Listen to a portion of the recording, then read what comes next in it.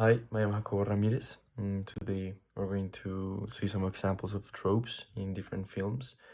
So we're going to explain a trope in The Prince and the Pauper, and we're going to compare it with the same trope but in a different film. That in this case is going to be Harry Potter. So let's go.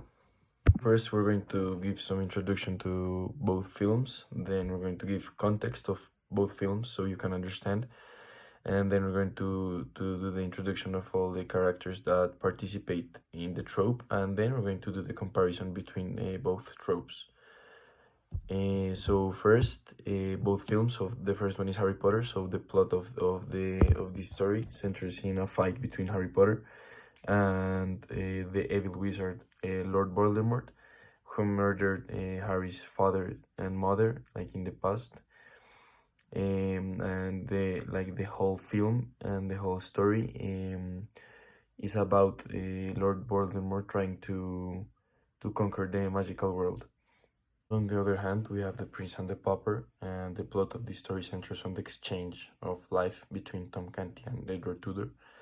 Tom Canty is a really humble boy whose parents are beggars and thieves, and on the other hand, we have Edward Tudor, who is Henry's son, that is a king. So as you can see, both lives are very different, and it is a really interesting story. So we're going to analyze different trope of both films. That is the same trope, and we're going to compare both of them. So this video is going to end on the conclusion that the hero or the protagonist of a story can be the hero without a helper or a friend, as you want to say it. So first we're going to see the example in Harry Potter. So in Harry Potter, Hermione and Ronald are the sidekicks of Harry. They are his best friends, and they help him in every situation and in every adventure that they participate. So, for example, in the last movie, Harry has to kill Nagini, that is a snake, to kill Voldemort. And even though it is a task that belongs to Harry, Ron and Hermione feel a necessity to accompany him. So, there is a question. So, what will happen to Harry without Ron and Hermione? So, Harry will already be dead, for sure. For example, another example is that in the last movie, when the three of them are in the room of requirement, Harry would have died without Ron and Hermione because three evil wizards entered the room to murder Harry. On the other hand, we have the same trope, that is the sidekick or the helper in the film or the book, because there is a film and also a book that is called The Prince and the Pauper, and we can see a very clear example in the relationship between Miles Hendon and Edward Tudor. We can see this trope making presence in this film, in this relationship, because Miles Hendon is always there to save Edward, and is always there with Edward in all the adventures that Edward does.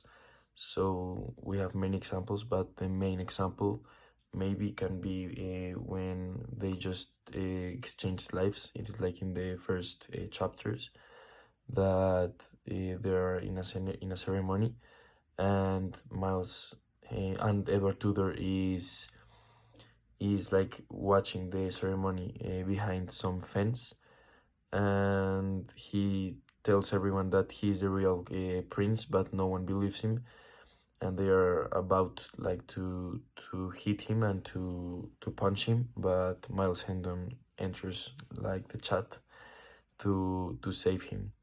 There are many examples of this situation in the book, and one of them is the one I just said. So these examples are a clear example that we should value secondary characters because, I mean, protagonists are very important, but nevertheless, in some cases, the secondary characters are the ones that help the protagonist to achieve his or her goals. I showed the example, for example, of Harry Potter, that the main goal of Harry Potter is to kill Voldemort and to bring like peace to the magic world. and without his friends that are Hermione and Ron, that are his sidekicks and his helpers, he wouldn't have achieved his goal.